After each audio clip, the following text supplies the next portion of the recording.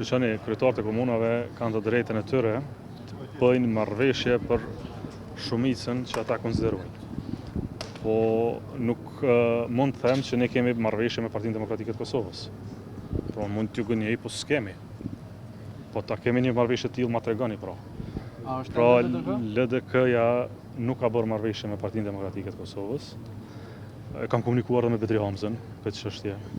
Kemi thonë, kemi marrëveshje, thamë jo s'kemi marrëveshje, në rregull me qenë se s'kemi marrëveshje me LDK dhe PDK, unë duhet të qartësoj për publikun, sepse mediat po pyesin që ka marrëveshje të tillë, se ne s'kemi.